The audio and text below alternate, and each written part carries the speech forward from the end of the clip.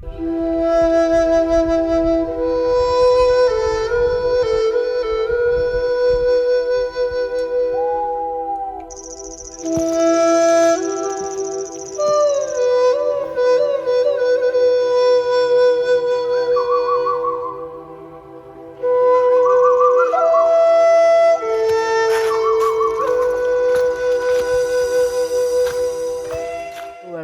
Welcome to my next vlog. So आजको भ्लगको starting चाहिँ मैले यो पोइन्टबाट गरेँ। See how peaceful is this point.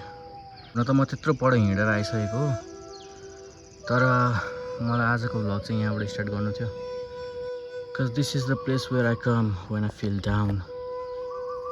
C how peaceful is this. कोही हुँदैन जङ्गलको बिचमा यो भिर। सो आजको हाइकिङमा म दानाबारी अर्से झुप्पे डाँडा जान लागेको छु। झुप्पे डाँडा नाम चाहिँ कसरी पर्यो भनेर पनि पछि भिडियोमा देखाउनेछु। So let's walk with me.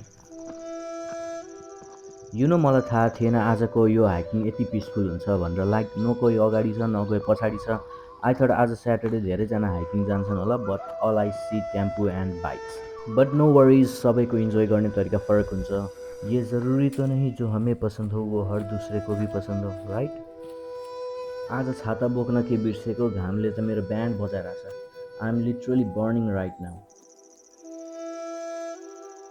एकछिन सेलाउनु पर्यो भनेर रुखको छायामा बसेँ, पानी खाएँ, रेस्ट गरेँ, अनि फेरि आफ्नो बाटोतिर लागेँ।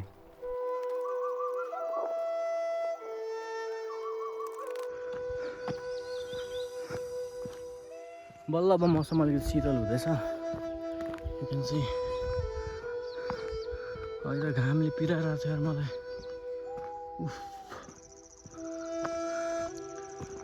सो बल्ल 1 घन्टा हिँडेपछि डेस्टिनेसन देखिरहेछ त्यहाँबाट। अब लाग्छ होला अझै 1-1.5 घन्टा। अब म जङ्गलभित्र आइपुगेँ। हुन त रोडको बाटो पनि थियो, तर यो जङ्गलको बाटो चाहिँ शीतल र सर्टकट हुने भएकोले म यो बाटोबाट आएँ।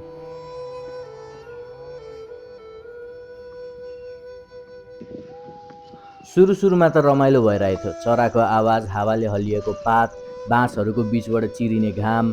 तर बिस्तारै हाइक लामो हुँदै जाँदा एक्साइटमेन्ट भन्दा बढी थकान बढ्न थाल्यो।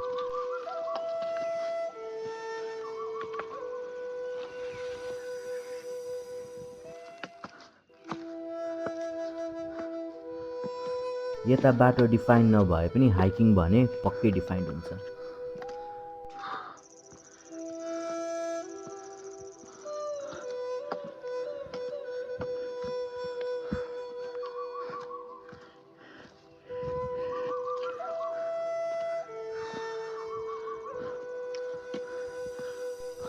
केही बेर उकालो लाग्दा बल्ल फेरि रोड आइपुग्यो।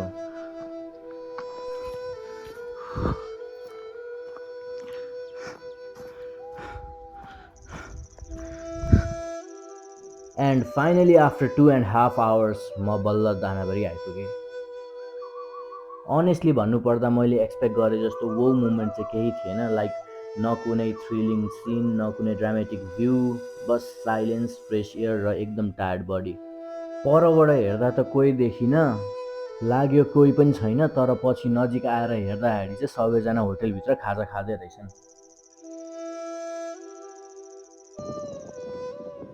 आजको मौसम क्लियर नभएर धेरै टाढासम्म त देखिएको छैन, बट इट इज कुल। मौसम पनि शीतल छ।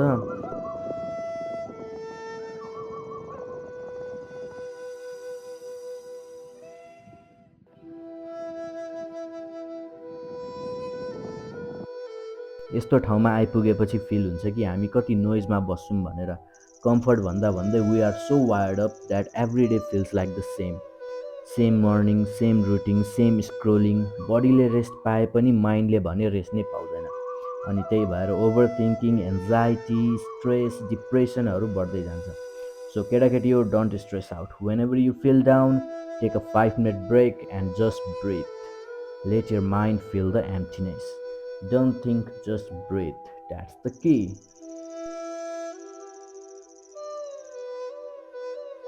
यहाँसम्म आइपुगेर I really don't feel like doing anything. So म त्यत्तिकै बसेँ। तलबाट म आएको बाटो हेर्दै निहार्दै बसेँ।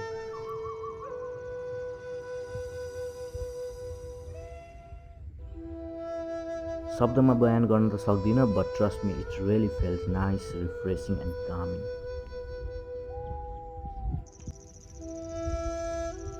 अनि अब फर्किने बेला आयो र सुरुमा भनेअनुसार झुप्रे डाँडा किन भनिन्छ भन्दाखेरि चाहिँ यता यो टुप्पोमा चाहिँ रुखहरू कन्जर्भ गरेर राखेको छ र परबाट हेर्दाखेरि चाहिँ यो रुखहरूलाई चाहिँ एउटा झुप्रो जस्तो देखिन्छ, त्यही भएर चाहिँ झुप्रे डाँडा पनि भन्ने गर्छ यसलाई।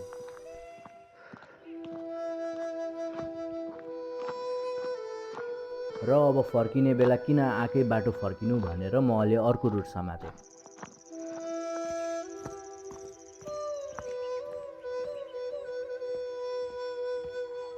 अनि यो बाटो चाहिँ अलिक इन्ट्रेस्टिङ लाग्यो किनकि जङ्गल ट्रायल बिस्तारै ओपन फिल्डतिर निस्क्यो जहाँ गाईहरू चढिरहेको देखिन सकिन्छ। हुन त सिम्पल मुभमेन्ट नै हो, तर सबै जर्नी थ्रिलिङ नै हुनुपर्छ भन्ने हुँदैन, कहिलेकाहीँ सिम्पल मुभमेन्ट्समा पनि रमाइलो फिल हुन्छ। Like just see the view from up here is so good and here the flower. बाटोमा जङ्गलमा यस्तो फुल देख्दाखेरि चाहिँ टिपुन त नभनौँ होला, कज यु नो जङ्गली फुलहरू कहिलेकाहीँ हार्मफुल हुनसक्छ।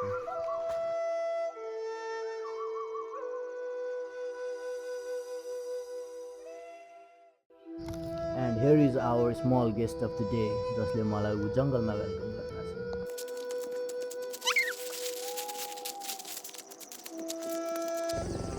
सो आजको हाइकिङ सकेर I am back to my me place as you can see, and with this it's a rap.